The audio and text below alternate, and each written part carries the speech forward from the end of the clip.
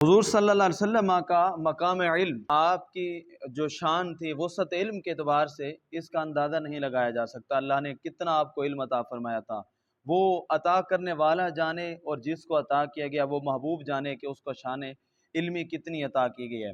حضرت عبداللہ بن حذافہ سامی کہتے ہیں ایک دفعہ رسول اکرم صلی اللہ علیہ وسلم نے ہمیں خطبہ دیا، آپ نے اس خطبے کے اندر ابتدائے خلق سے لے کر قیامت تک جو کچھ ہونے والا تھا اور پھر قیامت کے بعد جو کچھ ہونے والا تھا سب کچھ حضور نے ممبر پہ کھڑے ہو کر بیان کیا۔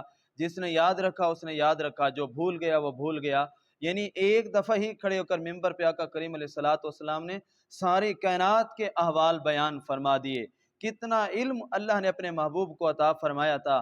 قرآن مجید کے اندر ارشاد فرمایا الم نشرح لک صدرک، اے محبوب کیا ہم نے آپ کے سینے کو کھول نہیں دیا؟ یعنی اللہ نے جس کے سینے کو علم سے کھول دیا ہو، اندازہ لگائیں کہ اس رب نے اپنے محبوب کو